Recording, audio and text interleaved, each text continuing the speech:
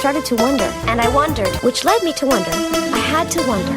I started to wonder. I couldn't help but wonder. I couldn't help but wonder. I couldn't help but wonder. I couldn't help but wonder. I couldn't help but wonder. I couldn't help but wonder. I couldn't help but wonder. I couldn't help but wonder. I couldn't help but wonder. I couldn't help but wonder. I couldn't help but wonder. I couldn't help but wonder. I couldn't help but wonder. I couldn't help but wonder. I couldn't help but wonder. I couldn't help but wonder. I couldn't help but wonder. I couldn't help but wonder. I couldn't help but wonder. What the fuck is up, gamers? Welcome back to City Girls Make Do. I'm your host, Alex, and I've had 2 cesareans and a lobotomy. I'm your host, Stephanie, and I believe in a woman's right to dox. You know, like doctors, but also shoes. And also I docking. thought you meant, like, doxing as in, like, telling people where cops live, which I'd be down for doxing if it was, like, for cops. I'm generally not down for doxing when it's for, like, normal people. Yeah. But, yeah. We have a guest today. I'm Sara, and I'm, oh my god, I just lost it in my notes. I'm Sara, and I'm Sara, and it's midnight, I'm gay, and I've got to start my night. I was stuck between that and I'm Sara, and I'm about to cry in my flan. Oh. I mean, it's nearly midnight for me, so yeah, I'm starting my night. Yeah, that's true. I can't relate to the thing that when they said that line in the episode, because I was just like, it's 12 o'clock, I'm gay, I'm getting into bed and opening Picross. But I guess that is starting my night. Smile pooped on the floor again. I needed to clean that up real quick. I'm sorry. No worries. Queen shit, literally. You nasty little lady. We stan a lizard. Poop on the floor. Yeah. I can't wait for when I do truncate silence on this. Just snip. Mm-hmm. Okay, I'm back. Yay! Okay. Yay, you're back. I'm so sorry. You're valid. It's fine. We love Smile. We do. We stand an incontinent queen. Absolutely. All the bad bitches have IBS. That's true. Okay. Anyway, where were we? Yeah, we're back with Sara, our dear friend. The 6-Pete. Yeah. So, was the last time you were on episode 69? I believe so. Okay, and now you're on season 6, episode 9. So you're hitting the double 69. That one was the being on episode 69 was by design. Being on this one was a sheer coincidence because I did not know the episode number when I signed up for this one. I totally thought you did it on purpose. I was like, I think that she was on like the 69 last time, and so it's like hitting the double 69. Nope, just absolute. What's the name of that shitty movie? Serendipity. Serendipity. That's the one. I was gonna say. I've never seen Serendipity, so I don't know if it's shitty. I'm aware of the concept. Putting my phone in a library book, like it's The Ring. It worked out pretty nice. Yeah, she's back, and we are on season 6, episode 9.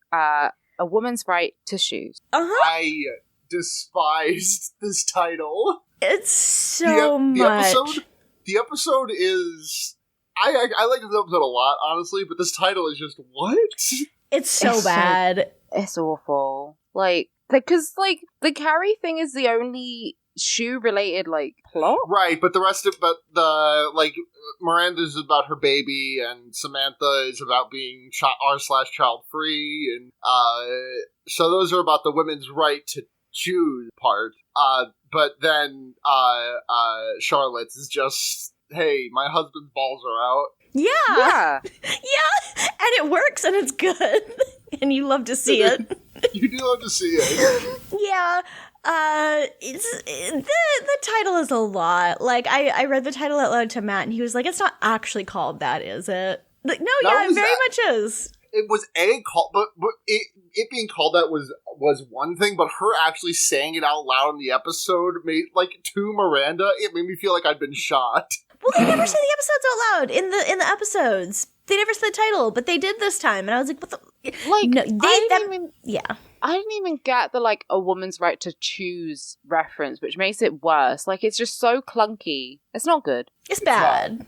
Yeah, but 0 points. The fact that they said it in the episode and used it for the title meant they thought it was really clever and good.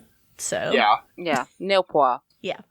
I guess we can get into it. Yeah, this episode starts with an extremely cursed visage, which is extremely straight hair Carrie Bradshaw. Like, I had to watch, Amazon didn't have these for free anymore. I had to sign up for HBO, so I got a very legal version that was at a very low resolution to watch. And I, like, for a second, I was squinting, and I was like, is this supposed to be Carrie, or is this, like, Phoebe Buffay from Friends? Lisa Kudrow?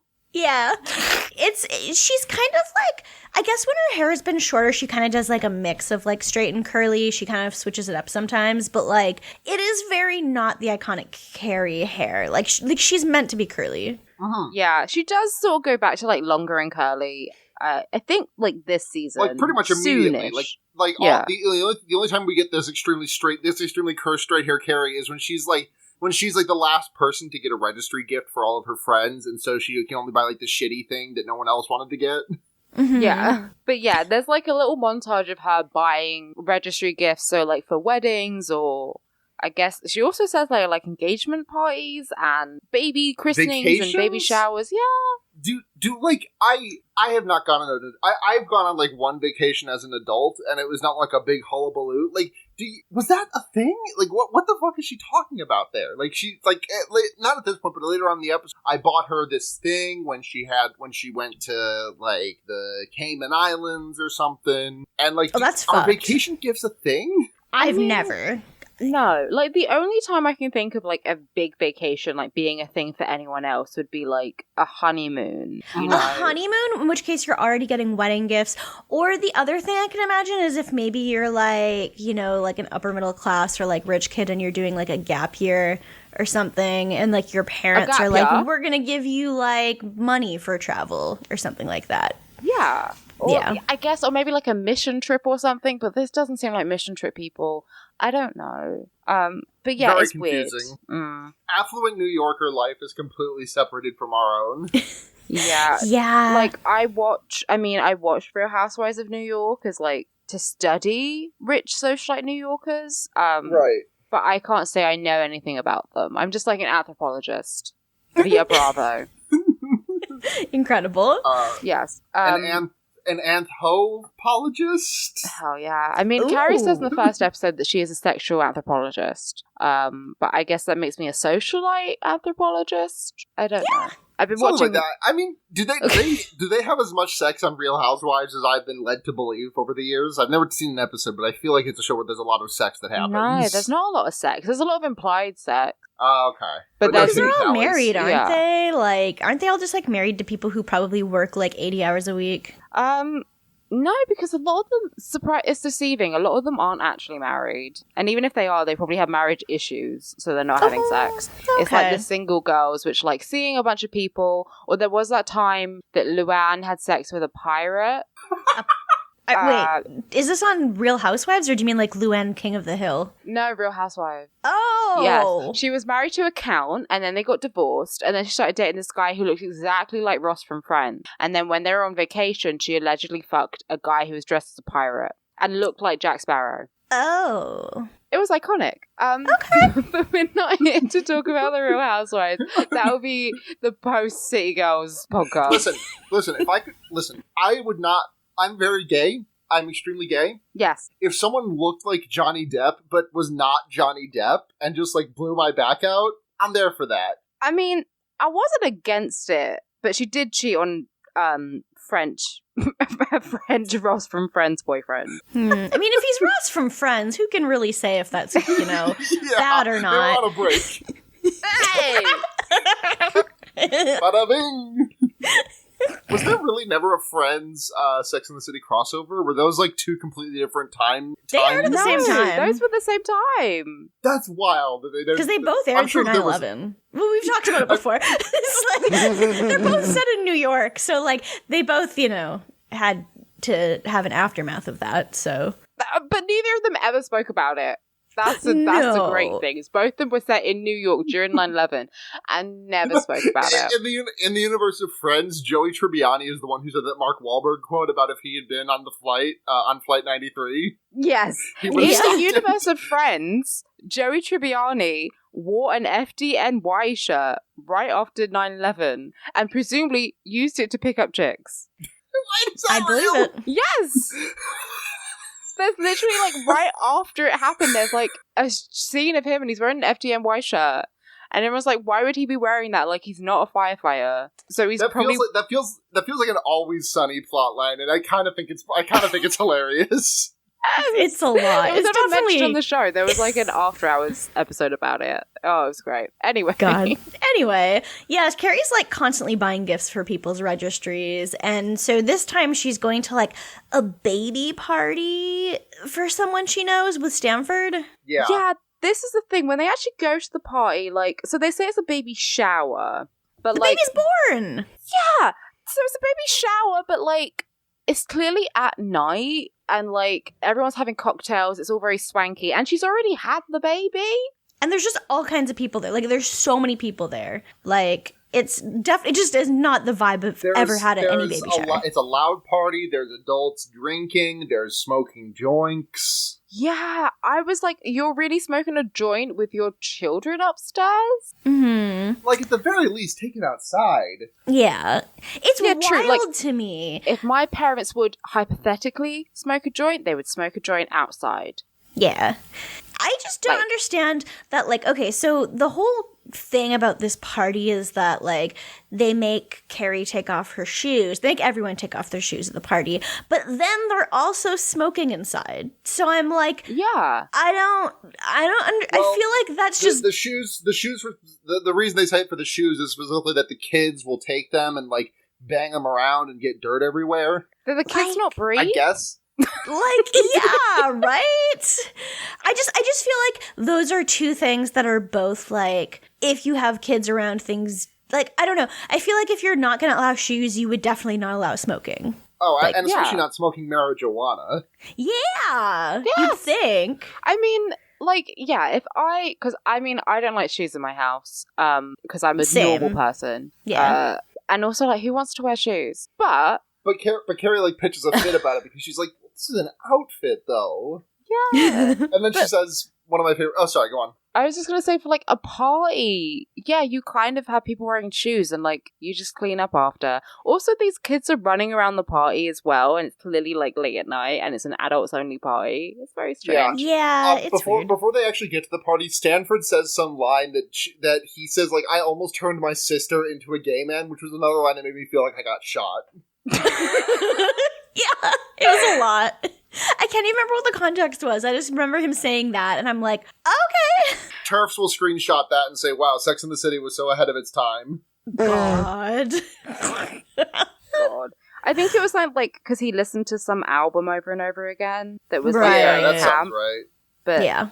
I mean, to be honest, I, like, that does not a gay man make. My mother made me watch fucking Judy Garland movies constantly. I'm very much not a gay man. So yeah, that line confused me. But yeah, it's Kira and Chad. It's their party. I don't know why they're serving martinis at a baby shower, but with little rubber babies in them. Yeah, it's olives. Go off, I suppose. And yeah, they ask Carrie to take off her shoes, and she's like, ugh. Yeah. And then she says a really good line, which is, if I'd known I was going to be shoeless, I'd have compensated with a big hat. Yes, and she's also like, oh, I'm so tiny, I'm going to hit my head on a coffee table. Which, like, you're Sarah Jessica Parker, you're like fucking 5 foot tall. You are tiny. Yeah, she is tiny. I'm sorry, Steph, she's tiny. She's tiny. She's taller than me, so... I do feel like I am the kind of person who extremely just, like, I would be extremely weirded out if people were like, oh yeah, shoes on in the house. Like, it always weirds me out when people are just, like, in TV shows are wearing shoes inside. But, like, at a party, it seems kind of weird when there's a lot of people around. Like, I don't know. I feel like every party I've been to that has more than, like, 10 people at it, you just walk around with your shoes on, I feel like. Yeah, except, like, when I'm drunk, I will take my shoes off. That's valid. Yeah, that's very fair. I've been to, like, 2 parties in my life, but I can't remember about shoes. Mm-hmm. Valid. Most of my partying was done in college, and That's by valid. that I mean I went to one party, drank beer for the first time at age 18, said, "Oh, this is not very good," and then went home. Yeah.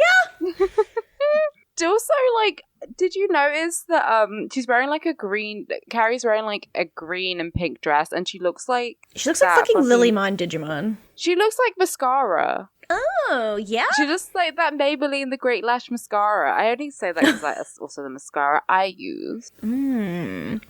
Steph, it's did you reference fucking the Digimon who I can't remember off the top of my head? Yeah, she looks like Lilymon. It's not Lilymon, but it's something. God, I should know that. I know it evolves into Togemon, but I do not know what it's based for. Palmon. It's killing me. Palmon's the first one, and then like I was thinking of like the ultimate form. Oh yeah. I know what you mean. Yeah, because it's just like green and pink. And Digimon heads rise up. Yeah. Digimon stands, make some noise. Yeah, but that's pretty much it for now. We go to Miranda, and okay, this is also strange. This episode had so much like I just didn't understand. So her and like people in her apartment complex are interviewing potential like buyers. Tenants. Yeah. Well, it seems like it's a place where people like buy. Oh, I don't know. Yeah, they're interviewing them. Yeah, it's like a board meeting. Yeah, which is weird because, like, motherfucker, if you can put the money down, you get the fucking place. Yeah. The tenants don't get to decide who moves in. No. Anywhere that I've ever lived. Like I've lived in a few condos before, like, with my parents, and, like, they don't have anything to do with who moves in. Like, it's just, that doesn't make any sense. Yeah, is she, like, on the board of executives for her fucking, for her apartment complex? Yes. Maybe this is a very, very rich white people thing, but I have never fucking heard of it. It must be. Yeah, like, the most I've heard is, like, you know, you do a fucking lease a rental application, which also by the way, absolute bullshit to exist. Or Yeah, like fully. you have like a homeowners like association or a tenancy like association. Yeah. Where, By like, the way, you would to clarify, go on. I was just gonna say like you have meetings and stuff, but you can't interview people for like who can like if he can put the money down, he gets the place. Mm-hmm. I was just gonna say renters applications are largely okay conceptually, I guess, except for the part where you have to fucking pay for them, which is That's horseshit. some of the most horseshit. Yeah. It's like, hey, sorry, you didn't get this place. You're out $50. Bye. Yeah. Fuck that shit. It's like paying for applications to universities. It's like, wait, you're fucking kidding me, right? Like, I have to pay to apply, and then what if I want to apply to, like, 5 schools, and every application's, like, $100? Like, what the fuck is that? Yeah, that's a big thing with, like, drama schools. Like, if you just want to go to a university, you have to pay, like, 1 fee to apply to, say, like, 5. But if you want to apply to drama schools, you have to pay, like, up to about 80 quid just to audition. That's fucked. So, yeah, it's really shady. I hate that. Don't pay, like, you shouldn't have to pay to apply anywhere, really. Right. Yeah. I have to pay. And if you for do, an get your application. money back if you don't get in. Yeah, I have to pay for an application because I'm trying to go back to school in the fall, which is going to be real fun to try and figure out, like, how to balance, like, living expenses along with, like, you know, adding more to my student loans, but you know what? I'm going to come out of it with a degree, and I'm going to figure it out then. So I'm going to have a big math degree, and I'm going to use my big math brain to figure out how to commit tax fraud or something. And get Fuck yeah. You're so valid. Oh my god! Utilize Yeah, my Don't forget, for you also have to pay to graduate as well. Yeah. So, which is fucking bullshit. Like, are you kidding me? But anyway, that when has I nothing get to do with the my episode. BA in acting, I will use it to Commit tax fraud. You have to lie. like any self-respecting actor, I will be self-employed, which means I can very easily commit tax fraud, and I'm very terrified of getting caught. Just like messing up a form. I can't do it. But yeah, they're interviewing tenants, and who walks in? But I've been waiting for this one. Finally, you're here, bitch. I think you've mentioned him every Doctor? single episode. For a Dr. while. Robert fucking Lee. Finally, you're here, bitch. You got $1? I love him. He's my good. king. He's pretty. He looks good. Like, Miranda is immediately, like, pussy dripping from this, and I do not blame her. No, like I get it. He's sexy. He's a doctor. Like she just left like that couch with a stain on it. Yes, she did, and so Charlotte, she should. Charlotte and Miranda are dealing with the same problem, which is staining couches. Oh no! But you're right. God, Yeah. he's a doctor for the Knicks. Like he's got like a good job. He's got a good They job. flirt a He's bit very about, like, handsome, sports. Mr. Blair Underwood. Yeah. Our first man of color, where it's not the main plot is not that he is black. He just happens to be black. And because Blair Underwood said, I will not be on your show if you're trying to make me do a storyline about race, I will just be there. And they were like, okay, cool. King shit. Thank God. Absolute king shit. Yeah. So they try and do an interview with him as a tenant, and before he walked in and was sexy, Miranda was like, all right, let's get this in and out. 5 minutes. I got a sick kid downstairs. He's got smallpox. And then as soon as the guy walks in, they're He's like, got chicken pox, not smallpox. He's not a fucking Victorian child. sorry. Half my notes say smallpox for some I was godforsaken like, wait, reason. those aren't the same, right? No. They're not. I just my brain just broke. You're valid. Yeah, I didn't think they were the same, but I was like, I'm pretty sure it was chickenpox. You're fucking... You're a scientist. I'm not a biologist. I'm a fucking... You're asking if chickenpox and smallpox are the same? Well, Sarah said smallpox instead of chickenpox by accident. They're extremely not the same. Okay. It's okay, Steph. Dumb bitches rise up. Look, I don't know shit about health or biology or anything related to that, so I'm normal. Steph min-maxed her entire character sheet. Everything she knows is chemistry, and she does everything else as a dump stat. Yes, literally. It's why she's so short. She just took all of her points for height and put them into chemistry. Chemistry and Pokemon, and that's it. I mean, all of your points are in chemistry, Pokemon, and liking Riverdale. yes. And you have like a little subclass of the Homestuck. Yes. Oh, yeah. Yeah, true. But yeah, you'll die if you get smallpox. Yeah. Generally.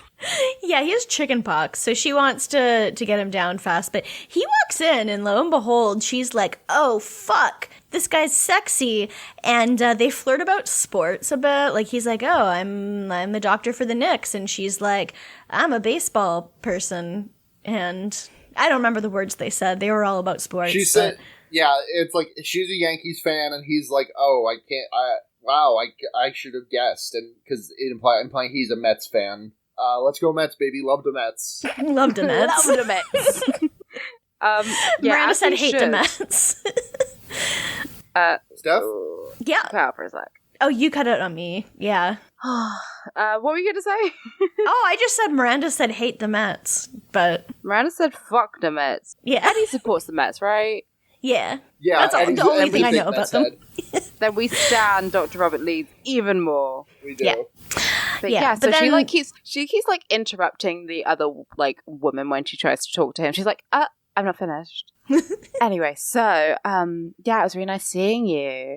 Like, and she's all laughing at his jokes and everything. And then she sees him out, and like no one else wants him. Yeah, she turns around and like does like the thing of like after you go on a date and close the door on someone, just like putting your back to the door and being like, he's perfect, and then everyone else is like, no, there's some financial issues. He's never rented before. He's got alimony payments, and then Miranda's just like, I think we all know what the unspoken thing here is. And everyone in the room is like, it's unspoken, but like the implication is that everyone else is like, oh shit, are we just being like this black? And then Carrie tries to do a voiceover, and it's the real issue was that Miranda was very horny. Yeah, Pretty much. I can't believe she played the race card, like legit. Like I know people say that, but like she did, and She you know literally what? did. She did She did that. do and that. She did that to get fucked, and I support her. Yeah, I support her because she did get him in. She did that to A, get her back blown out, and B, to give housing to this man. Yeah. So icon. Yeah. So, I don't know. Like, he's also a doctor. Like, alimony payments that are kind of high. Like, I'm sure he's making bank. He works He's for a the fucking doctor Knicks. for the Knicks. Yeah. Yeah, he's not just a doctor, he's a doctor for the fucking Knicks. Like, what? Yeah. But, alright. I'm pretty sure he has enough money. Like, it's okay. Like, yeah, okay, he's probably paying that. Honestly, if I was them, I would be like, why is this guy moving in here? Like, can the doctor for the Knicks not afford a nicer apartment? I mean, I guess Does it's a nice he not apartment. have a mansion? Like, what? I guess it's not that he bad. should be like I Charlotte's guess it's not neighbor. that bad in an apartment complex. Everyone else who was at the board meeting looked like they were, like, moneyed, and Miranda is a well-off lawyer. Yeah, she's like a Yeah. well-off corporate lawyer in New York. So, I mean, everyone is fine. But with, like, a nanny as well and everything. Yeah. I mean, yeah. I'm pretty sure, like, it's fine. And he seems nice. We do stand doctors now. I know we've said bad stuff about doctors in the past. I still hold those complaints, but I still stand Dr. Robert Leeds. And doctors as a whole are fine. Listen, To be fair, doctors, listen, fuck doctors, but also, listen, sometimes they got wide fingers. Yeah.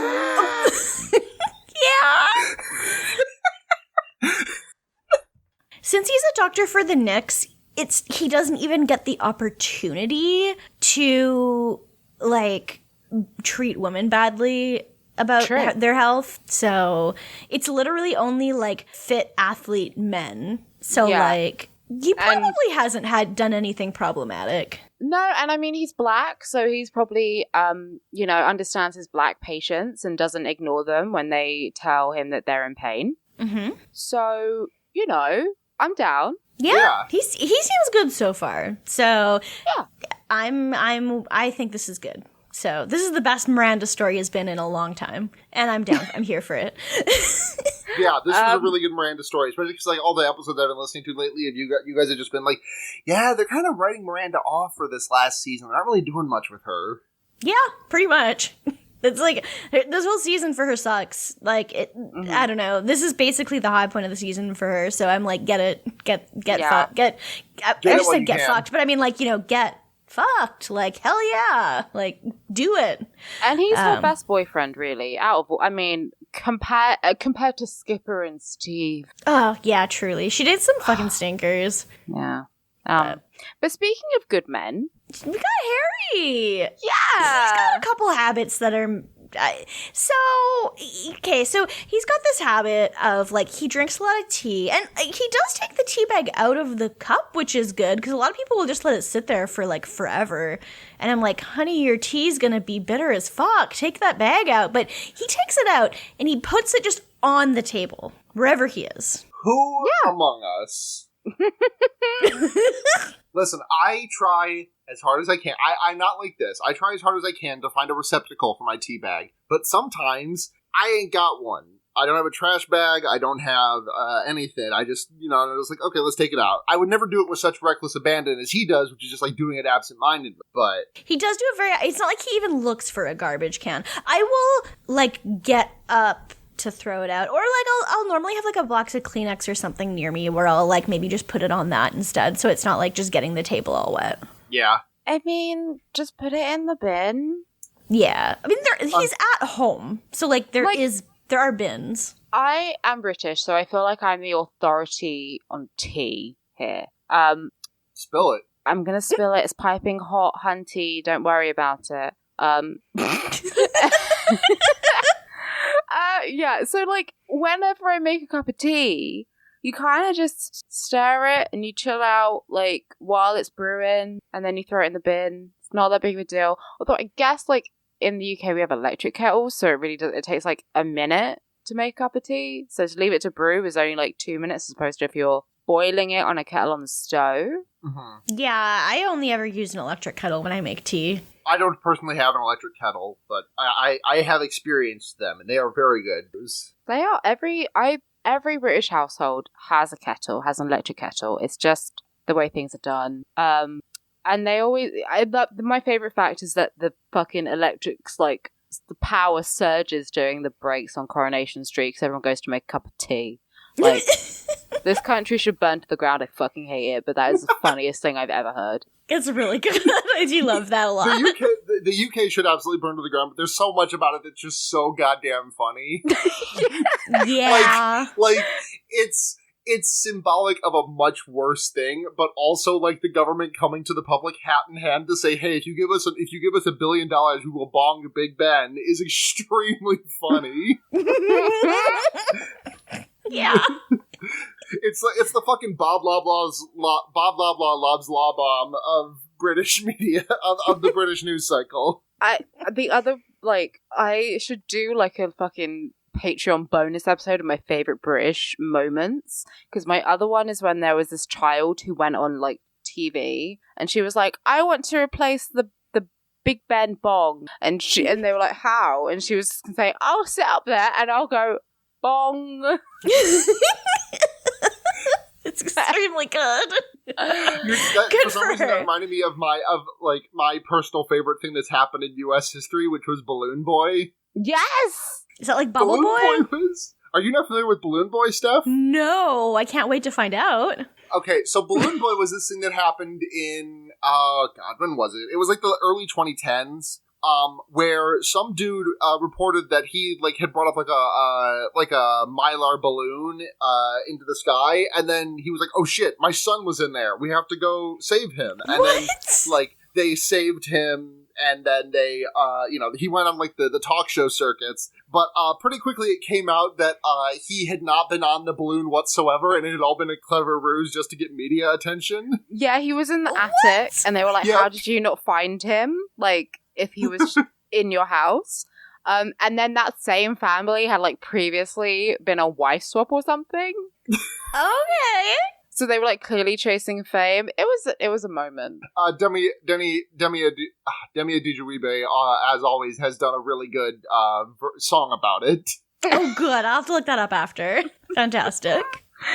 I'll post it in chat. Where were we? Yeah, he's leaving his tea bags around, and Charlotte doesn't like it, and that's literally it. And then we go back to Carrie. Yeah, she's still at the party with Stanford, and it's getting kind of late now, and it does seem like the party's kind of thinned out. They're all just sitting at the couch area now, and there's I don't know, maybe less than 15 people there now, and her and Stanford this man smokes a joint with his children sleeping upstairs. We love that. Yes, he does do that. And Stanford's like, "Well, it's time for us to go, probably. It's getting kind of late." And this is where Carrie says, "Well, it's midnight, so, and he's gay, so he's just gonna get his night started now." Yes, and they all chortle. Yeah. So yeah, they go to the door to leave, and Carrie's shoes aren't there. So she's obviously very, worried, and she tells Kira, the hostess, and she's like, "Oh, I'm sure they'll turn up somewhere. Yeah, Someone she just brings probably it back borrowed them accidentally." She brings it. She walks back to the rest of the party who's still smoking that big joint, and she's like, "Hey, my shoes are missing." And the husband just takes a huge Elon Musk puff, where he very obviously did not get any smoke in his lungs, and just says literally, "Wow, that's crazy." He did do that. It's literally if you go "Oh yeah, dude," it's like when you're acting that you're smoking a joint. Mm-hmm. But yeah, she's like, "Oh wow, well she says some woman was wearing sandals, so maybe she put them." How do you accidentally put on someone else's shoes? Especially if they have these ones didn't have any kind of clasp or anything, so it's not like they'd have to do them up. But still, yeah, literally no idea. This being unresolved felt like I can't believe this didn't get resolved in some roundabout way by the end of it. I thought it was going to be the kid or something. I expected Carrie to find out that Kyra stole the shoes, or that one of the kids had taken them and hid them somewhere. That would make sense if because she has a little girl, maybe her son, I don't know, but she has a girl that keeps coming up. Yeah, or maybe she took them to play with or something. They're very pretty. Yeah. This reminds me of a situation that happened to me when I was very young. When I was less than 5 years old, I went over to my next door neighbor's house to play, and I brought my favorite stuffed animal. And she had one of those teddy bears that you could unzip and zip up, and it was she was like, "Oh, well, what if we put him inside here?" And I'm like, "Well, I don't know, okay, sure." And then when I went home, I forgot And I got home and I'm like, oh no, I forgot white brown at the neighbor's house. And my mom was like, okay, well, tomorrow we'll go ask. And we went and asked about it. And the parents were just like, we haven't seen it. If it shows up, I guess. And I was like way too young and way too shy to be like, well, this is where I think it was. And I just lost him forever. And my parents had to replace him. He was my favorite. So they had to get me a new... you're going to make me cry. They had to get me a new white brown. And I still have him today. I'm glad you have a new one, but now I'm really sad. I know, but I have had this white brown since I was like 5. So that's like 24 years. Well, that's good. It was, but that's like the same situation of the parents being like, oh, I don't know, I guess it'll turn up. And I'm like, that dog was worth $485 emotional dollars. I feel like, because I was watching the episode of my mum, and she said that someone stole her shoes when she was a kid. Like, I feel like we all knew kids who were like little kleptomaniacs, because children have no idea what morals are. But, like, an adult? Yeah, I don't understand who at the party would have done that. Like, even if you were high off your ass because you were, like, smoking the fat doink, like, you're still not going to put on the wrong shoes. Especially considering, like, Carrie Bradshaw is a very diminutive woman. She probably has very small feet. So, like, you're not gonna be able to, like, stuff your foot in there. So She could have this could have so easily turned into like a fun noir episode of Carrie like doing like some very simple detective work for 10 minutes of the episode. Yeah, when she goes to like so Carrie gives her some like shitty muddy old plimsolls to walk home in, and Carrie's obviously very upset, and she goes to lunch with the girls and she tells them, and she's like, and they point out, like, someone with the same size feet had to have stolen them. Uh-huh. Because why would you steal shoes that you can't wear? Although Samantha says they're probably in a pawn shop. Like, Carrie points out they're, like, brand new. She just worn them for the first time. Mm-hmm. But, yeah, and they're, like, some of her favorite shoes. Like, she has a lot of shoes, but she made a point to be like, I really, really loved these ones. Like, these were really special ones that I liked a lot, so. Yeah. And the girls are fuming, obviously. Samantha especially, because she hates children. She hates children. She posts on r/childfree every day. Yes. I fully expected her to call a child crotch spawn at some point in this episode. I'm surprised she didn't accuse the child of theft. Although what I did love was that Miranda was like, you can hold her legally responsible for this. Like, you can force her legally to buy you new shoes. Which I don't even know if that's true, but I did love that she offered it. But yeah, this is where Samantha also just like is pissed off because there's a child who's running around the restaurant. To be fair, this is probably a restaurant that you shouldn't be bringing kids to. Like, it's nice enough that it should probably be mostly adults only. Yeah, like Miranda's like, I would never bring Brady here. And I, like, being a sort of an only child, I was in a lot of restaurants where, like, and, like, dinner parties and stuff that my parents would have. Like, I would be the only kid there, but I was also very well behaved. So. Same. And this kid is, like, running around with chocolate all over his face. Like, he's definitely not just, like, a kid who is, like, the type that you would take out to a restaurant like this. Like, as a parent, you know. Yeah, like, I would go to, like, a lot of weddings and dinners, like, that my parents and their friends would have. And I would just quietly colour. Like, maybe I'd cry when I got tired, and then my parents would, like, leave. Yeah, that's pretty much it. Yeah. But no, and Miranda's like, yeah, it's really fucking annoying. And Charlotte's like, you're not on the child's side? And Miranda's like, no, I don't like any kids except my own. Yeah, that's also my mother's. Because like, they make a comparison that's when Miranda brings up that, like, Kyra should have paid for the shoes. Miranda is like, well, yeah, if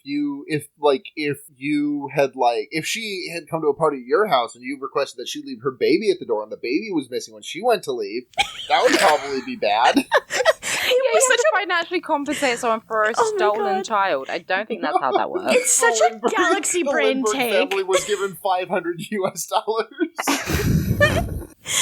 It is just such a galaxy brain take that she has. And Charlotte's like, are you serious, Samantha? It's not the same thing. But like, Charlotte's the only one who like feels that way. It's so funny. And Miranda, who has a child, is just like, yeah. Yeah. Fuck kids. Fuck them kids. It's so funny. Yeah. And then we stopped talking about Carrie for a bit, and Charlotte talks about her teabag situation with Harry, and Samantha's like, I understand completely. Just breathe through your nose. And they all look at her confused, and she's like, oh, I thought we were talking about teabagging where you have balls in your mouth. Uh-huh. And they're disgusted. I'm kind of surprised none of them know what that is. Come on, ladies. Like, have your skills. Never? All right. Okay. But sure. Maybe they just don't know the word Like, for it? I have a question. Yes. Mm-hmm. Is this in addition to the dick? No. That would be unless too much. You're not like deep throating and then distending your jaw to like get those two little guys in there. Like a snake. You would basically Yeah, exactly. have Just to like- do. You would have to take bones out of your jaw to do that. Listen, Like remove it. maybe the dick's not that big. Yeah. Yeah, they would have to have quite a small dick to do that. In which case, I mean, it's possible. Like, you can definitely, like, deep throat, and then your tongue can still reach the balls. If you're, like, you know, on some galaxy brain shit.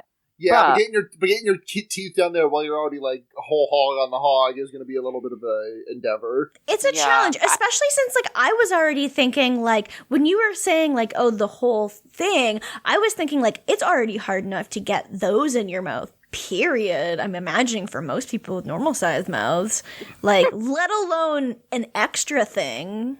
Like Yeah. that's a I remember lot. I told a guy once, he was like, oh, can you deep throat? And I was like, kind of. And he was like, the balls too? And I was like, what the fuck do you think I am?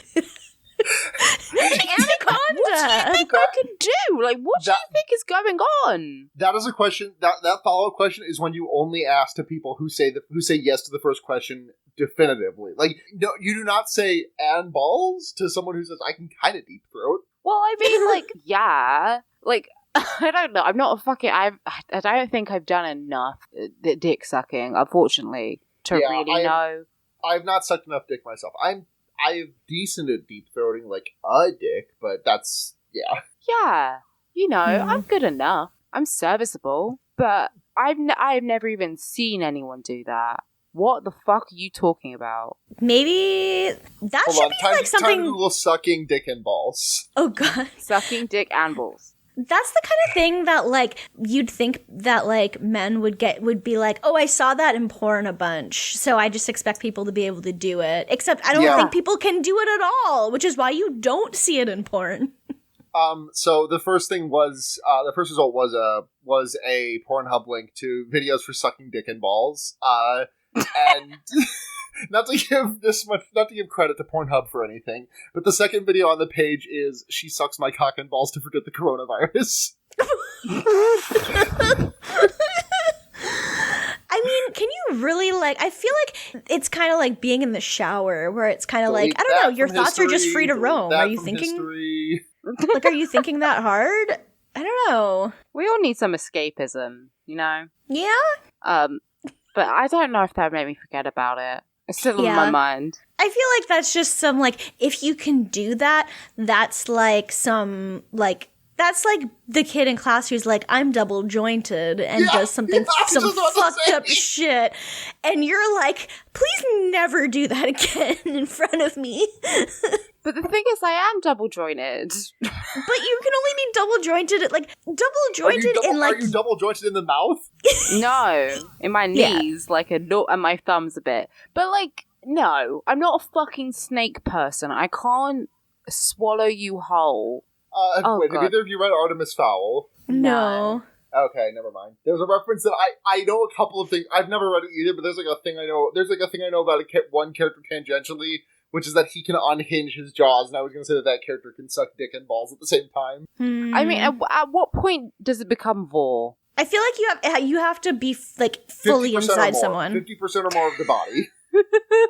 Yeah, that sounds about right. Yeah. But yeah, all the I will women. not be revealing my sources on this. No. Please do not ask. All the women are disgusted by this. They're like, "Ugh, I've lost my appetite." Like Carrie says, she's lost her appetite. Like, come on, ladies. But yes, pretty much the whole thing is like she's child child-free. Well, Samantha's child-free. Miranda hates her kids. She hates other people's kids. She loves her kid. Other people's kids. She likes her own kid. But that's it. That's it. And yeah, then we cut to Harry again. And he's like, so he's in the kitchen with Charlotte. And he's like, do you know what I like living about? Fucking, I can't even speak. I'm tired. He's like, do you know what I love about living with you? And she's like, what? He's like, living with you. It's so cute. Oh, it's adorable. I love good. him. And she says, you know, she sort of told the girls, like, the teabag thing is bothering her, but she's trying to be less rigid. But he does it again, and she kind of can't really take it. So she tells him, she says it very nicely, and she's like, Harry, it just is really bothering because it leaves stains, and I don't want to stain any of the furniture. And he's like, oh, I'm so sorry. He says something like, you know, so they just moved in together, which is weird. Fucked up. Yeah. But he says, you know, we moved into your place. Like, I don't want to be disrespectful. And she says it's our place. That is really cute. I mean, it is their place. Is their place that she used to live with her other husband in, but, like, it's still her place. It's their place that he got for her in the divorce settlement. That's that belonged to her true. husband's family. Yes. And yeah, we stand. I love that he gets to live here now. But yeah, no, she's very nice about it, and he's very, like, cool about it. And he's like, I've been trying to watch my bad habits, you know, like, when I'm alone, I do all sorts of shit. And she's like, well, I don't want you to, like, police yourself. And he's just like, honey, I'm like a bull in a china shop. And he does, like, these bull noises.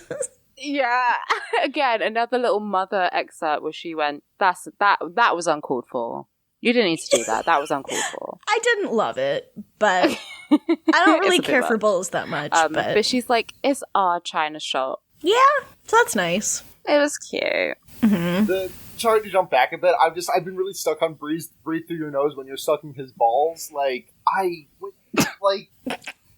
with that, of all, I feel like I've not done much ball sucking in my life, but, like, I feel like I have not had an oxygen problem when I have. Also, like, if you're having a problem with getting oxygen, would you not also be breathing through your nose when you suck that dick?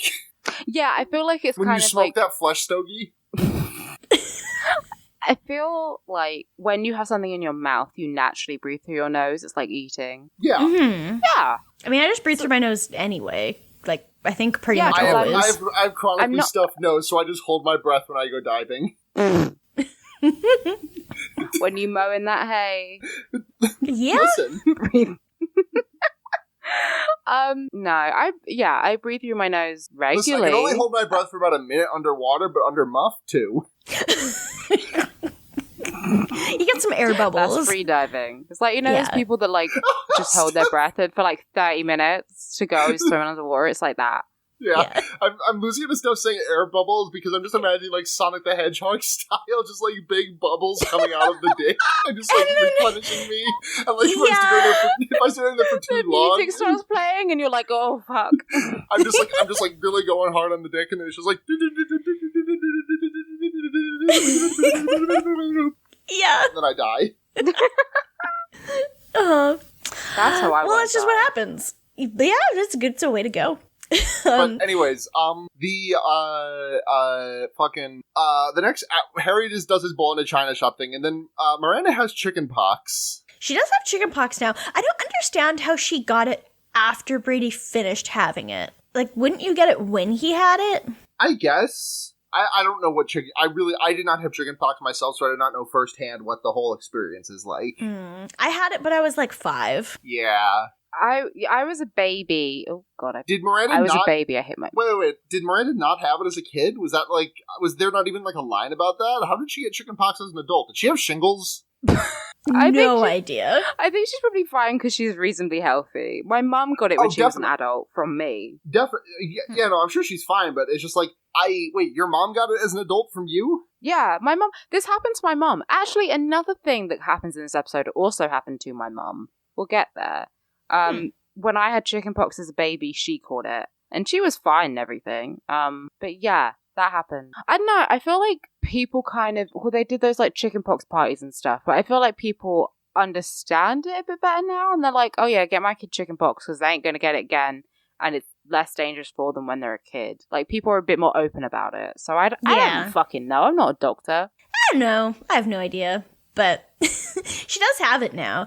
And, well, yeah, it's pretty mild at this point, right? Because, like, he meets her in the elevator, and she's like, oh, welcome to the building. And he's like, I kind of figured you had something to do with me getting the place. And she did. She's like, you owe me big time. But, yeah, I guess she has, like, a pox on her face. Like, she has, like, a chicken pox on her face in the elevator. I think that's what it is. She has specifically a pock. One pock. Yeah. One chicken pock, And please. he's like, okay, this is... One is- pock. he has a- One pock. All eye on me. Sorry I interrupted you. I just really had to get that one in. Go for it, Alex. That one was good, though. That was good.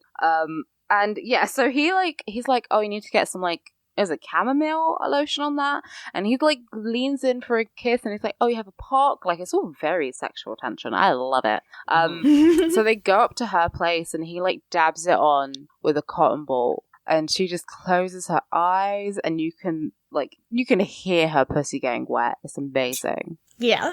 Extremely. Again, she just gooshes. Yeah, and he's like good with Brady. Like he meets Brady and stuff, and she's like, "This is some good shit. This shit's good." She's like, well, she says like it's my son. He's like, oh, you're with someone? She's like, oh no, I'm single. And he's like, oh, okay. And then he like picks up Brady and he's like holding him. And he's like, oh, he looks just like you. Like he's so cute. That's so mean. I'm for it. I ship it. I do ship it. But then Magda comes over and takes Brady and is like, time to take him away. And I was like, is this supposed to be like weirdly like the way she looks at him? I don't know. It's hard to tell based on her face, but it's like she gives him an extended look when she takes Brady. Yeah. But yeah, I don't know. I mean, she's like, there's some sexual tension here. I'm going to take the baby in case you guys want to fuck. I don't know. Yeah, it's weird. It doesn't really get touched on again, but she takes the baby, and that's pretty much the scene. Then we go back to Carrie, and Carrie has gone over to the friend's place again to ask about the shoes, because she's like, okay, well, just wondering if you heard any news about my shoes, like, maybe the person you thought accidentally took my shoes, did her shoes turn up maybe? And the woman's like, I barely know what you're talking about. Excuse me? Yeah, and she's like, oh, I totally forgot about that. She's such a fucking cunt. Like, she is such an like. How is this person like? This is like the disinterested attitude. I don't even know. I was about to make like a fucking metaphor here, but I don't even know what it is. She's just like so disinterested in like doing anything to help Carrie, and then after like a really long awkward silence, Kyra's like, oh, I should have offered to pay. I'm so sorry. How much were the shoes? And Carrie tells her $485, and then immediately Kyra is like, that's too much for shoes. I will give you $200. And then she's like, and then Carrie's like, but all right, this is stupid. Like, they didn't cost that. I'd rather you don't pay me anything. And she's like, well, some of us make better choices. Like, I just think that's too much money to spend on shoes. Like, I have an actual life because I have kids. It's like, this is the wild. woman people on Our Child Free fucking talk about as like, this is every mother. Yeah, it's horrifying. The amount that she doesn't feel guilty about this is fucking wild to me. Like, even if you were like, wow, that's way too much money to spend on shoes. Like, I personally think, okay, like, yeah, close to $500 for one pair of shoes is way more than I would ever spend on shoes in my life. But if someone had lost $500 worth of like something that they brought to my house, I would feel so fucking guilty. Like, I would feel so bad, and trying to do my best to be like, well, let me help you find them. Like, let me call everyone who came to the party and figure out if they like know anything. And like, if nothing turns up, being like, well, I'm going to have to replace this for you because you were at my house and I told you to take off the shoes. Like, you wouldn't have taken them off otherwise. So yeah, I would be bullshit. Absolutely mortified if someone's possessions got stolen from my house, specifically when I asked them to remove them. Like, I would be horrified. Yeah, I'd be that's shitty. So apologetic and like, oh, please let me, like, reimburse you or help you find it. Like, calling everyone who was at the party and being like, what the fuck happened? Yeah. It kind of reminds me of this one time when I was like, I think I was like 19 at the time or something, and I went to this party and I left my phone somewhere and like someone took it outside for some reason and dropped it and smashed the screen and then just put it back inside and like left it on the counter. And I'm like 99% sure I knew who it was, but he just completely denied it and like didn't do anything whatsoever to like, you know, help me maybe like fix the screen or like buy a new phone or anything. And I'm like, this was like when I was 19, so like it was like an iPhone 3 or something like that.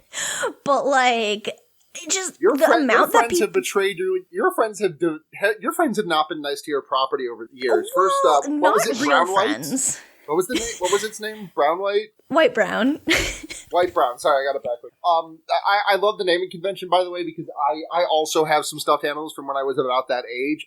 One of them is a white polar bear named White Bear, and the other one is a pig named Piggy. Oh, perfect. That's so cute. Yeah, no, but see, the thing is, none of these people are people I would consider, like, I don't talk to any of them now, but, like, even at the time, like, one of them was, like, my neighbor who I barely knew, and then this is a person who, whose dad is a cop, and who just is a terrible person from everything I know about him, and I haven't talked to him in, like, a decade, so, yeah. My actual friends are great. Stuff? Yeah. Oh, yeah, you guys cut out for me, too. I said my actual friends are great. Yeah.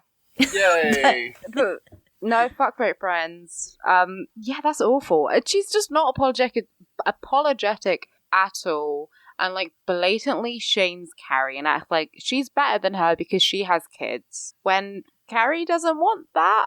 And even if she does, like, why? Because here's the thing: if Carrie did want to have a husband and kids, right, which she's kind of alludes to, that like she would like that, shaming her for not having that is even fucking more horrible of a thing to do. Yeah, the line that makes me that made me absolutely just fucking lose it was the where Carrie's like, Kyla, you know how much Manolos cost. You used to buy them. You used to wear them yourself. And then Kyla says, I used to wear Manolos before I had a real life. Yeah. Yeah. I think the one that just knocked me dead was a little bit later in the episode when when she says, oh, yeah, no, I completely forgot about that a few days ago. And Carrie's like, yeah, no, I haven't. I've been thinking about it a lot. And she's like, well, you must have a lot more time on your hands than I do. Oh, yeah, that made me so mad.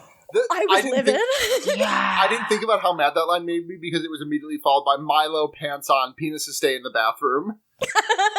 Yeah. Yeah, if I were Carrie, I think I would have pulled this woman's hair. Like, I would have just yanked it very hard. Well, Carrie is actually trying to be very, like, diplomatic about this so far. Like, the first, like, 3/4 of the episode, actually, right up until, like, the very last scene, she is trying to be as reasonable as possible about this. Like, she's not, like, she's like, no, I don't want to, like, legally hold her accountable for this. She has generally been a really nice person before. I'm gonna just ask politely. I don't want her to give me, like, $200. I don't like. She originally, even when she offers her money, is like, no, don't give me money. Like, she's trying to be very polite about it, and at every turn, this woman is so passive aggressive. I'm not as polite as Carrie. I would have removed my earrings and said, please take your children upstairs so I can physically fight you.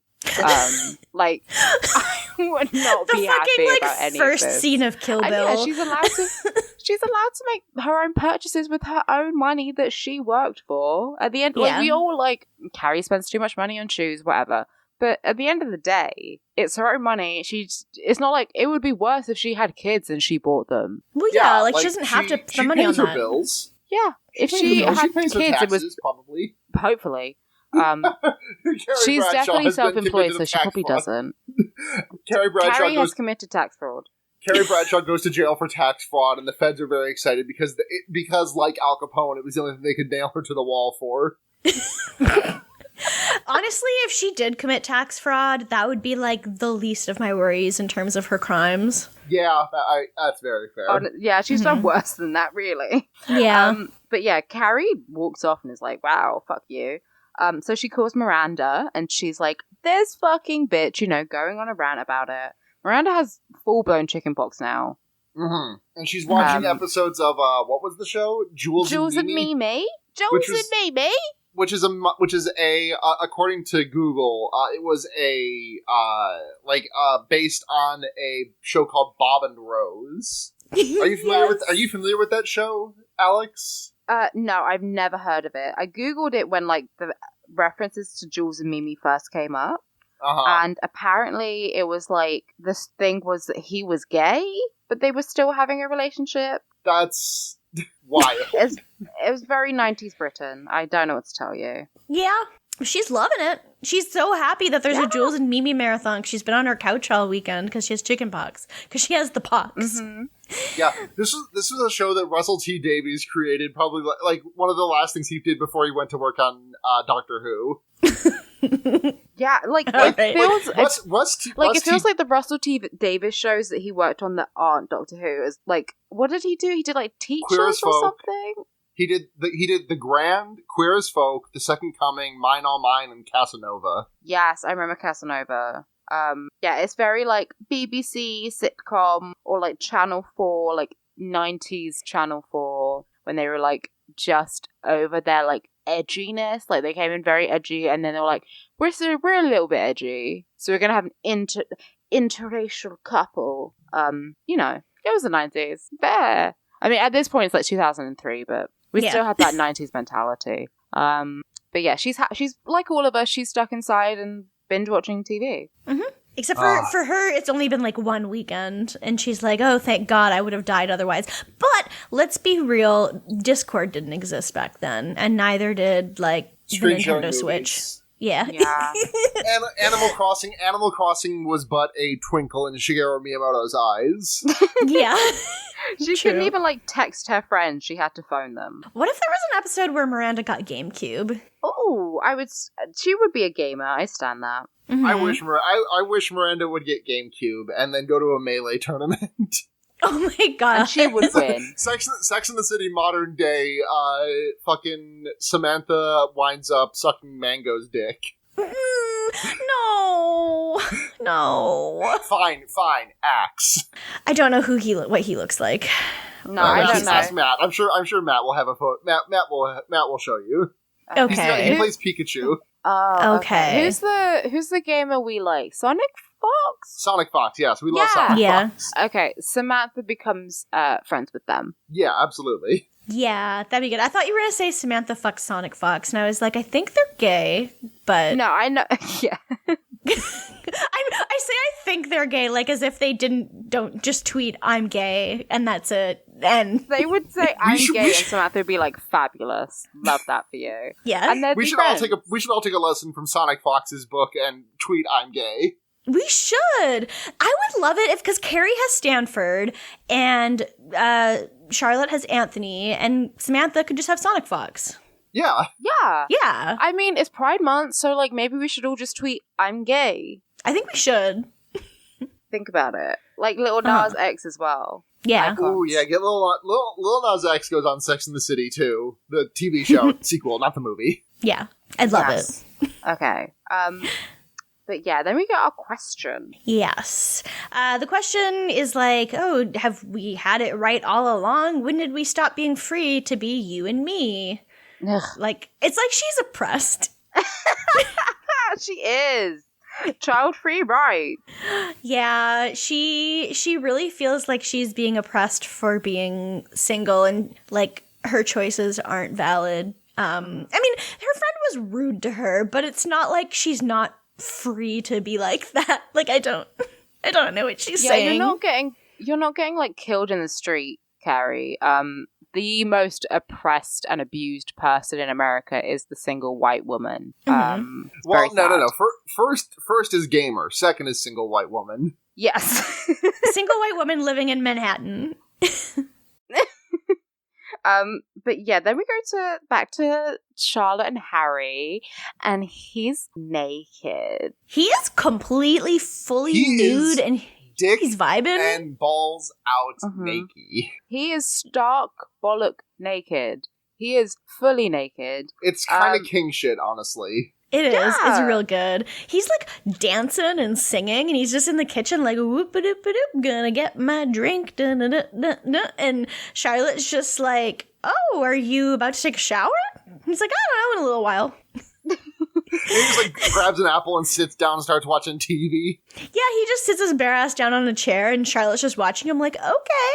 Like, okay, I don't know. Maybe I can't speak on this. I would say I would be, if I were with someone and they were walking around the house naked, I'd be 100% for it. Like, I want to see my loved, my significant other, I want to see them naked, obviously. But yeah, I get the sitting down on stuff part. But then, Yeah, I mean, no, absolutely.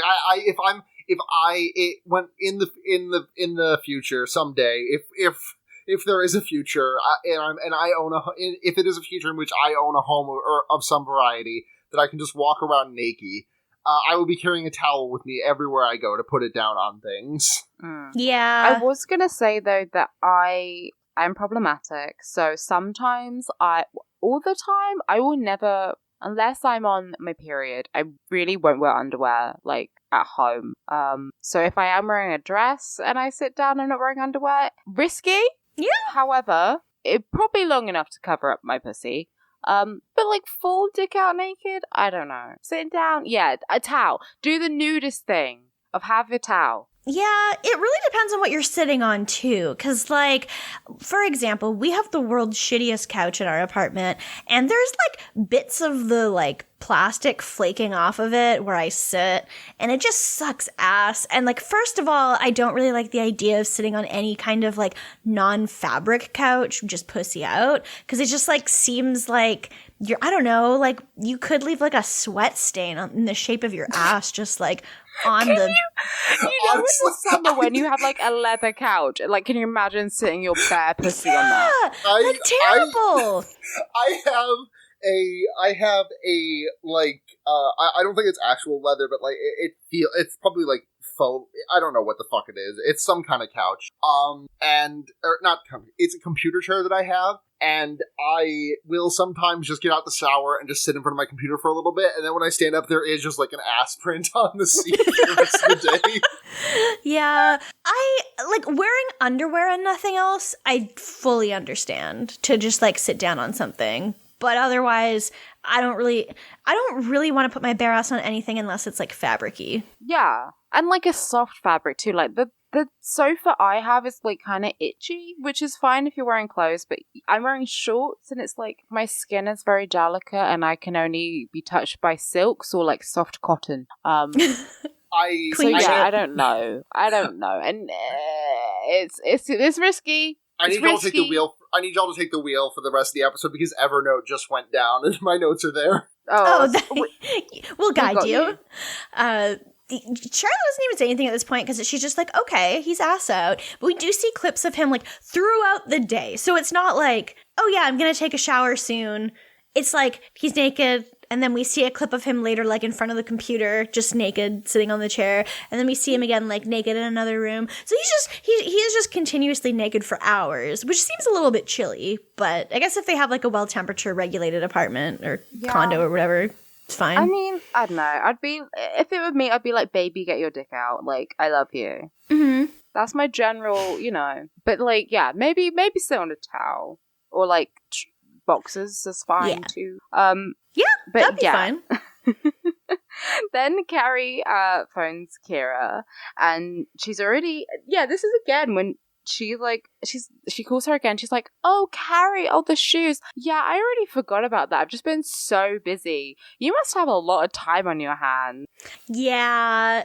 And then she gets kind of interrupted before Carrie can even say anything. Like, if Carrie was going to say something rude, she can't, because she's like, oh, she has to parent. This is, Sara mentioned it, what she said, something about, like, penis is only out in the bathroom or something like that to her kid. Pants on, penis is stay in the bathroom. Yeah. And then, so she has to put the phone down for a second, and Carrie's just, like, sitting there with silence. And then the daughter picks up the phone and just, like, says, like, nonsense, and then hangs up on Carrie. Well, she's like, Santa? And then Carrie's like confused, and then when she talks, Carrie, we cut. Oh, go on. Sorry. I was just gonna say, like, we cut to her talking to Charlotte, and she's like, "Do you know what? I am Santa." Yeah, that's also literally what I was gonna say. So yeah, our minds But then she Let's be goes on, Santa. she goes on a huge rant about how like she's bought over $2,000 worth of gifts for this friend over the years of like wedding For her gifts and life engagement choices. gifts. Yeah.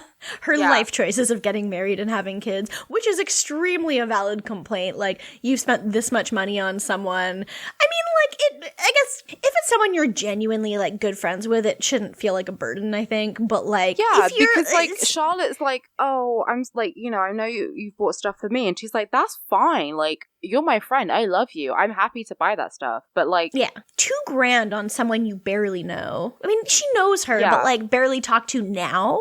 Like, at this point where they, like, now that she has kids, like, she barely sees her except for, like, these kinds of parties and stuff. So, I don't know. It's just so stupid. And she's being, like, so rude about it and so uncaring and so ungrateful. Like, that's the thing is, it's fine to spend money if you have it on your friends and stuff, but she's completely ungrateful about it. She doesn't seem to recognize that people are spending money on her because of the stuff that she's chosen to do. Yeah, because Carrie makes a good point where she's like, look, okay, so if you decide that you're not the kind of person who wants to get married or have kids, there's no other time in your life after graduation that people just want to give you things. Like, if you get married, you have all kinds of friends and family who are, like, spending hundreds of dollars on you for just stuff.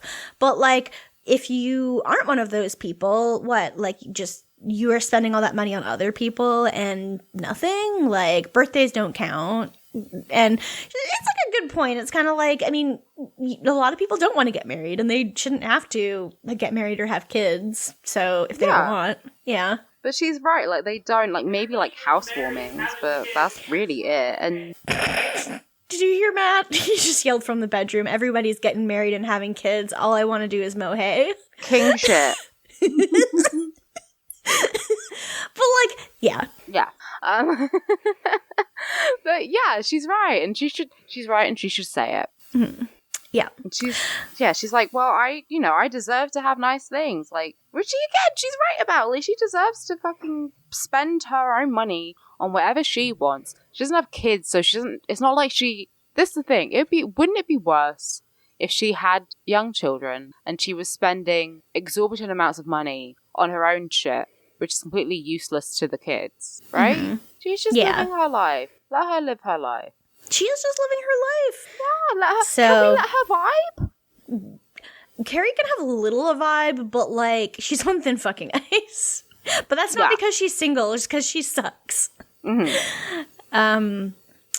But so then we go to Samantha, and this scene made me fucking livid. I was so pissed off watching this scene. Oh my god.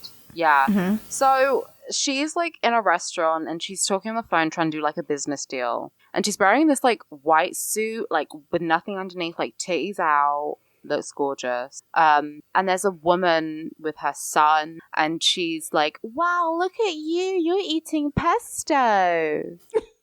Yeah, she's like a baby talking to this child who's like honestly probably like 5, and this kid looks like Sweet Robin. This kid is oh my god, this kid is like you know how like anime characters eat ramen, and he's doing that. Like that's what this kid is doing, and like the kid is also banging his fork against his cup, so it's just like making so much noise. It's so fucking annoying. And it's like, okay, kids be kids. Like kids will do this shit. Like they don't know better. It's not the kid's fault. But the mom is not doing a fucking thing about it. She's just like letting the kid keep banging the fork on the cup. Just like she just is not. She's encouraging it basically. And then the waiter comes over and is like, sorry, we don't allow cell phones in here. And Samantha's like, are you fucking kidding me? Like, she's like, you don't allow cell phones, but you allow children who are being noisy. Like, you could ask, like, I'm sorry, this is a quiet dining environment. Could you ask your son to be quiet? Like, I always hate when people are like, oh, we need to control your children. Like, no, but you shouldn't.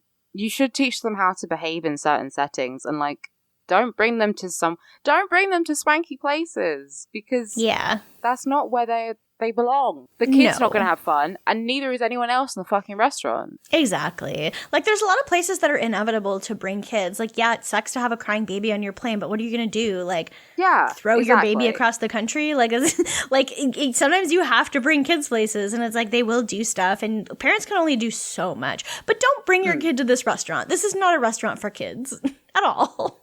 No, children shouldn't be eating pesto. That's not kids' food.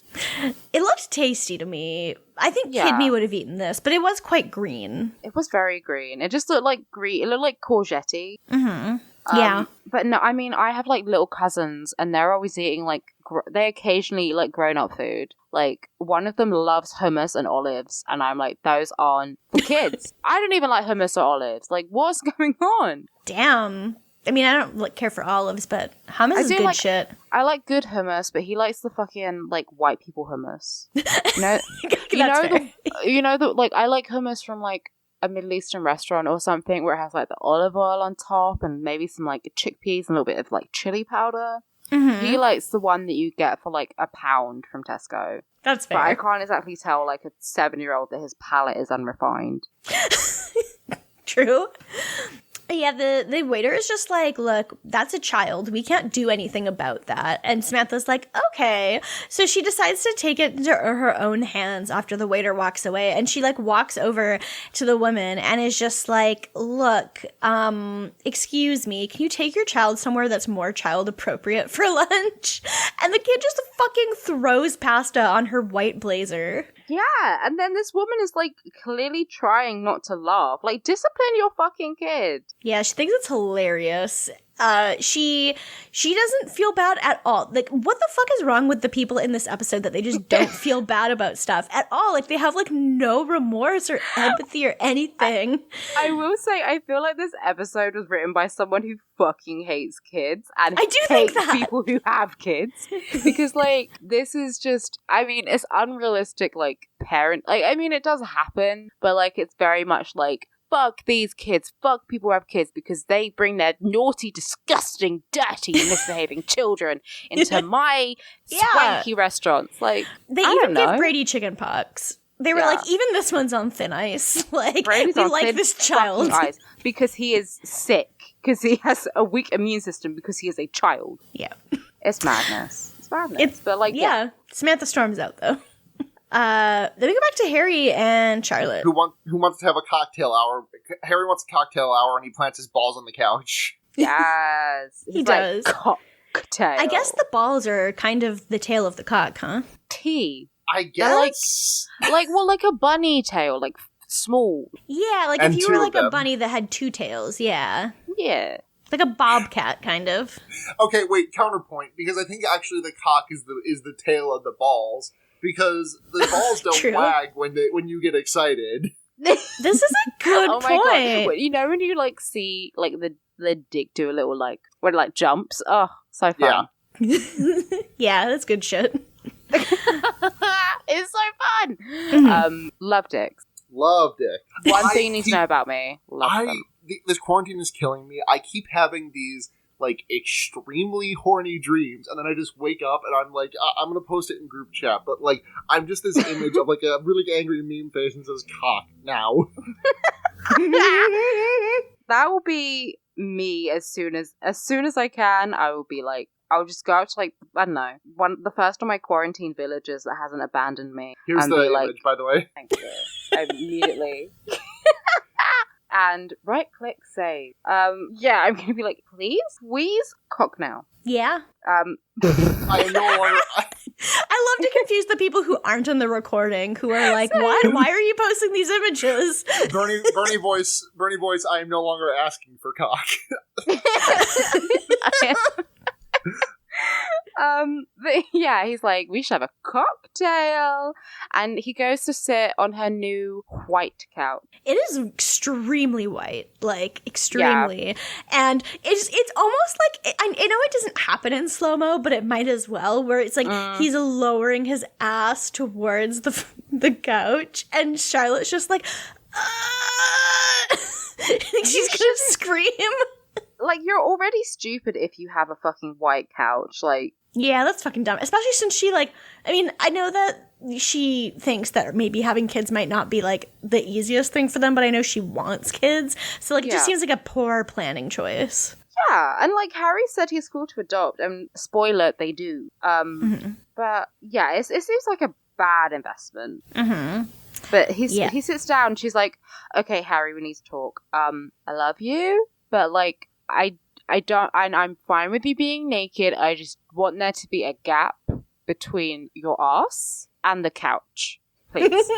And he's like, and he's very understanding. He's like, "Yeah, that makes sense. Okay, I'll put some shorts." He's like, "Oh, I'll put some clothes on." She's like, "No, you don't need to put clothes on. Just a towel or something." He's like, "I'll go and put shorts on now." I did love her being like, now? Shorts now. We need some shorts. Stat. Yeah, he does. He does go up and get it, and then he does a little wiggle with his butt, and because she's I like, love "Love the you." wiggle. I love Harry. I just And love, then- like, the actor who plays Harry he is really the MVP this episode. Yes. This stat, like, a guy I followed, like, posted a clip of him in, like, Californication or something, and I was like, "Harry, my king!" And he was very Perfect. confused. I have to explain. But, yeah, he also doesn't leave a stain, which means Harry wipes his ass, confirmed. This is true. Like, Charlotte does give it, like, a little, like, she kind of, like, swipes it with her hand to be like, oh, you know, maybe knock any ass particles off of the couch. But, yeah, it's not like he leaves a mark. Unlike Steve. Ugh, Steve would absolutely walk around naked and then just sit his poopy asshole right onto the white couch. Literally, I truly believe Steve doesn't. Like, we know he doesn't wipe his asshole properly, but I know he doesn't wash it because he thinks that's gay. Harry cleans his asshole in the shower. Like, Harry probably has a soap. bidet. Like, Harry absolutely has a bidet, right? Yeah, I feel like there's a bidet at Charlotte's place. Yeah. Confirmed. Headcanon. We're coming up with so many headcanons this episode. I'm loving it. We're so smart. But that's their whole plot this episode, and then we go back to Miranda, who's watching Jules and Mimi again. Her face is like a lot cleared up. Like, she still has some spots on her face, but it's a lot better than before. And Robert shows up at the door. And he's like, "Miranda, I can see your feet underneath the door." So, and she's like, "Oh," and she opens it, and he's like, "Oh, I just want to check up on you. I'm a doctor after all." And he comes in and he sees that she's watching Jules and Mimi. So he's like, "Oh, what's this?" And it's like frozen on a frame of them in bed. Yeah. And he's like, "Oh, what's this?" And she explains it. They're like, "Oh, it's a show. And like, he's sleeping with her, but he also might have a thing with the girl who works in the sausage shop." Does she mean a butcher's? No idea. No, she just means the cock factory. That's where I want to work. I say cock now, and the sausage factory immediately begins to manufacture something for me. He's like, "Oh, I've never heard of it before. Okay, sounds good." And then he like sits down on the couch and he's like, "I'm interested, and I don't have cable yet, so let's watch it." Yeah. This was my dad move. This is what he did. So when my mum used to own / like live upstairs from a pub, and my dad was like, "Oh, it's getting kind of late. Can I come upstairs with you and watch some TV?" Like, he wanted to watch a show. And she was like, "Okay." And then they just watched TV, and I'm pretty sure they hooked up. Confirmed. Icons. It was. Icons. Yeah. But again, it's another black guy and a white woman. I don't know if this is just like a theme. Maybe. Is We this don't know something if Jules that and Mimi happens did I'm this. unaware of? I don't think Jules pulled this play on Mimi, but I don't know. I mean, I'd have to watch the fictional show Jules and Mimi created for the actual show Sex and City. Maybe if you watch fucking, what was it, Bob and What's It? Ah, who fucking cares? I'm not watching that show. Also, I'm sure it's impossible to find because I've Also, never heard of it and I'm looked- British. I looked and both the characters were white, and I don't know Yes. where the whole, this is based on Bob and Mimi, or Bob and whatever the fuck it came from. I think Who because knows? there were like a lot of like Britishy versions of Friends.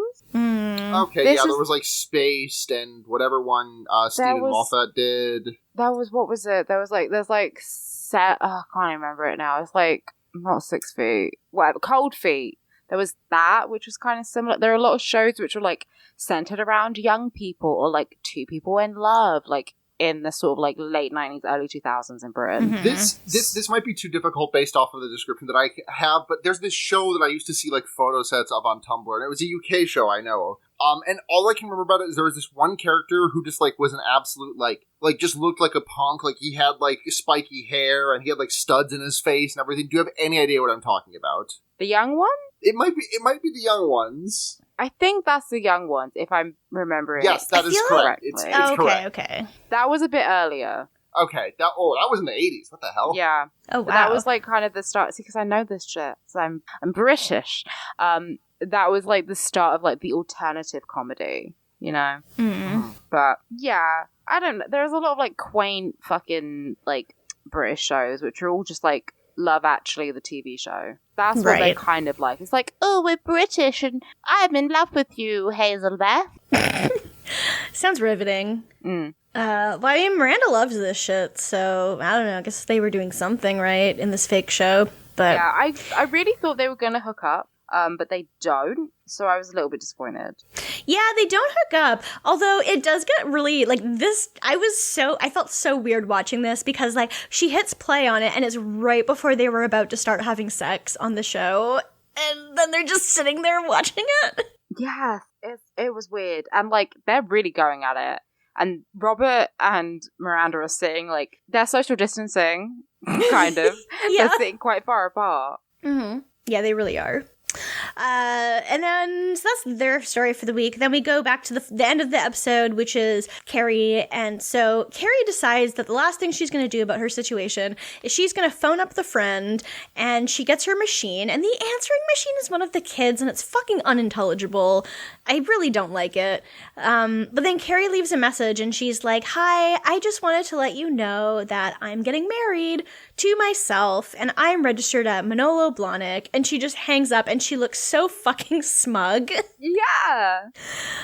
Like but the thing is that like this, I would have been like okay, I guess with this episode if it ended there and it was just like her saying "fuck you" to her friend.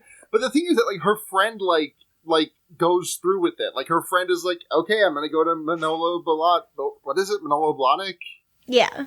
Mm-hmm. Yeah, her friend is like, I'm gonna go to Manolo Blahnik and buy these $500 shoes that I was so resolute about not paying earlier. Like, I don't know why. I don't know. Like, I would never be in this situation because I would have written the check the first time or like done more looking for the shoes to actually find who stole them. Mm-hmm. But Yeah. like, the fact that she like was saying no to giving her the money, but then like Carrie like called her and basically said, "Hey, fuck you" on the phone, and was like, "Oh, I guess I'll give you the $500 shoes, Carrie." Yeah. No, she fucking does it. She goes to Manolo Blahnik, and like it sounds like Carrie actually made a legit registry, like for one item.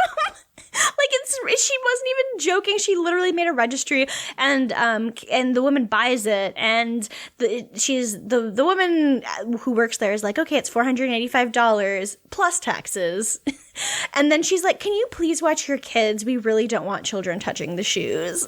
Yes. I mean, like, yeah, it was like, how did she get her to do that? If she had actually explained to her that, like, I've spent this much money on you over the years, the least you can do is, you know, buy my shit that was fucking stolen, like, reimburse me. Yeah. So, I don't know. But yeah, she's just, it's very easily solved. Yeah. And then we just see Carrie getting the shoes, and she unboxes them, and she gets a little note, and the note's from like the whole family, and it says, "Congratulations, we couldn't be happier for you and you." Yes. Which is and then like, it's like love yeah. from like Kira, Chad, and the baby George or whatever. Like the whole fam. yeah. It's wild. But yeah, that's the episode. That's the episode. Rankings for the week. I go first? You can go first, yeah. Okay, so at the very top is going to be Miranda for me. Absolutely. Number one with a bullet. Mm-hmm. Past that, I think that watching Charlotte make funny faces at Harry's dick and balls was very fun, so I'm going to say she's up there for me. And then I guess Carrie, just by virtue of Samantha being the worst this week. Yeah. I did love Carrie's pettiness. I mean, it was so stupid. Like, she basically was like, I'm oppressed. And it was so dumb. But at the same time, I just thought it was really funny that she did that at the end of the episode. Yeah. Yeah. Yeah, I'd say I'm pretty much the same. I think I would go Miranda, Carrie, Charlotte, and then Samantha. Mm-hmm. I don't know. Everyone, like, even Samantha was kind of a very, like, straw man this episode. Yeah. Points were made. Like, she was right in a sense about some of the stuff she was saying. Like, in that last scene, I was like, this mom, like, is just doesn't give a single shit. But it's just such a non-plot. Like, it didn't need to be there, so it didn't make any sense for it to have to happen. I honestly feel like I want to put Charlotte first just because this Harry plot is so memorable to me and I really love it. But at the same time, Miranda's been at the bottom for me so many weeks in a row that I think I'm going to hand it to her and put her at the top. And I did love her her plot this week too. Like, it was really good, and I think this is one of the last times she's gonna peak. So I'm gonna put her at the top, and then I'm gonna put Charlotte second, and yeah, probably Carrie then Samantha. Those two are kind of interchangeable to me because it's like I honestly was just so mad at the women who refused to like give a shit at all about the shoes, and Carrie was more valid than she normally is, but like I don't know. They're both kind of just nothing to me this week. Yeah, I think I just get impressed whenever Carrie is, like, not awful. Like, when she does the bare minimum. Yeah, I did like that. And I will say I do love to see someone get owned who was being, like, really shitty. So it was good. And it was a plot that is actually, like, really memorable to me, which I feel like kind of stands out a little bit. Like, if it's, like, a late season episode and I'm like, oh, yeah, I really remember this plot, then I'm like, I kind of consider it to be good, usually. Yeah. But yeah, that's our rankings. We have one single question this week. If you want to send us questions, you can send them to citygirlsmakedo.tumblr.com/ask. This week's question is from a Tumblr user 2x2Furious, friend of the show, who is saying, thinking about how Miranda first met Robert, when have you gotten flirty at an inappropriate time? My entire life? Yeah. I don't know. I'm trying to think off the top of my head. Do you two have one? I don't, honestly. Not really, but I'm also just not really a very forward person. So, like, I can't imagine really being like this. I don't know. I will say I have had a lot of crushes on teachers. I would preface this by saying teachers I've had as an adult.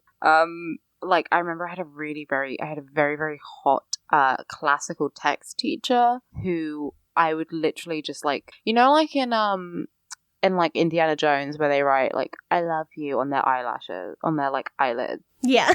I would just kind of stare at him and blink seductively. Like, I wasn't going to flirt with him because I didn't want him to lose his job, but I was like, I'm just like psychically telling you that I'm in love with you. That's good. Yeah. Yeah, I don't know. Nothing is really coming to mind to me because, yeah, I'm not really that like that. I don't know. I will say that people always think I'm flirting, and I think that's just because of my voice. Like, I talk quite slowly and quite breathy, and my voice is, like, relatively deep at times. So I think it sounds a bit seductive. But, like, that's just how I talk. Especially if I'm trying to think about what I'm saying, in which case I'll talk slower. And I'll be like, hi, nice to meet you. And I've met guys who are like, you clearly have a crush on me, and I'm like, I literally don't, I'm just being nice to you. And you think that I'm flirting because I have that's just men. Yeah, but me specifically, really like anyone else, I'm like, no. Like, I've literally told a man that I fucking hate him, and he's like, oh, are you flirting with me? Oh God, I hate that so much. But yeah, I believe it fully. So like, no, I just talk like this, and I make eye contact with people. That's not flirting. Yeah, I don't have anything. Sorry. No. But thank you for the question either way. Yeah.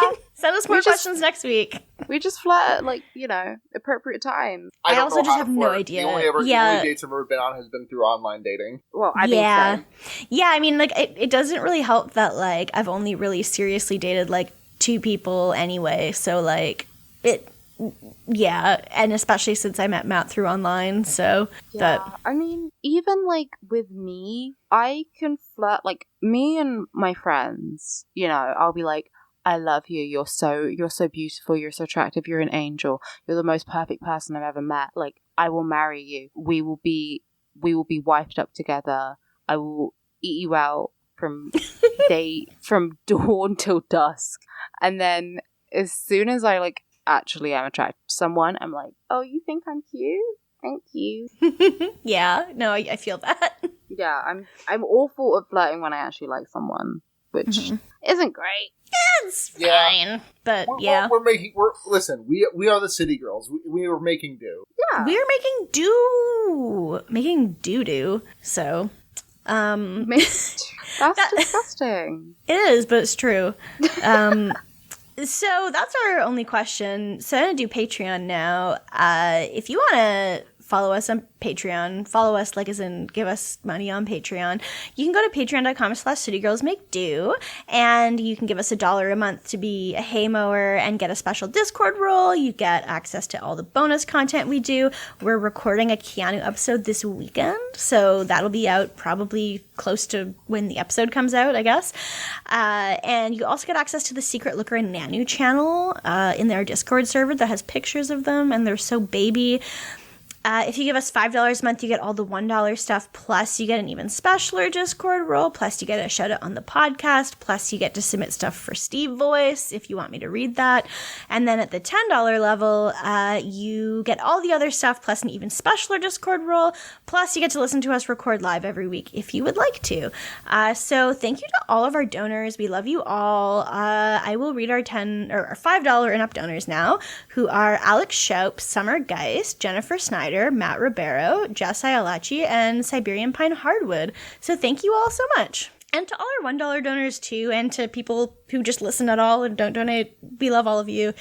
Thank you for listening. Sarah, you want to plug anything? Yeah, you can find me on Twitter at sunhatzhenya, SUNHATZHENYA. I'm also on other noisepace.xyz podcasts, including Fear Baiting, which is a horror movie podcast. I just did an episode with a recent guest of this podcast, Morg, about James and the Giant Peach. The Wonder Years, which is an Animorphs podcast I do with my friends, and Henry Kissinger's Pokemon Going to Die, the leftism podcast that I do with Alex and a bunch of other people. Hell yeah. Yeah. Which I do need to get back on. But I'll be there, and everyone will rejoice. Whenever Alex isn't there, everyone's asking, where is Alex? So Skimble, where is Skimble? And Alex is Skimble. So where is Skimble? I'm the Skimble Shanks. I'm the Skimble Shanks of H-Skip. I just show up, and everyone's like, OMG, and then I go. Yeah. But everyone else on the podcast is also great. It's a great show. Sarah's a lovely podcaster. You should check out all her stuff and everything else on the Noise Space Network, which we are so graciously hosted on by the friend of the show, boyfriend of the show, Matt. Who's also an HKIP host. Yes. So, the full circle here. 6 degrees of Kevin Bacon. It's almost like we're all friends. And friends who podcast together. So that's what I think. Anyway, if you want to find me, you can find me on Twitter at Age of Oddish or on Tumblr at Windfall Island. And yeah, you can find me on Twitter at Alex Virgo and Tumblr at DorkPhoenix. Yeah. Hell yeah. Well, that's episode. We say mohe every day. Fuck cops. Mohe every day, fuck cops. Big fat fuck cops. Huge fuck cops this week. Huge fuck cops. Biggest fuck cops. The longest fuck cops ever said. Ever. There's not a single valid cop. Even your fucking dad, uncle, mom, sister. They're all fucking bastards. Yeah. Every single one. Fuck all of them. Blue lives don't mean shit. Unless you're the Cookie Monster. But cops? Nah. Eat shit and die. The only blue light that matters is it's not Sonic. Vriska. It's the Cookie Monster. It's the Cookie Monster. Because you know what he does? He just eats cookies and minds his own business. Yeah. King shit. As he should. Anyway, fuck cops. So long and good night. Mohe every day. And kiss Keanu square on the lips. Kiss Keanu square on the lips. Bye, gamers. Keanu square on the lips. Bye.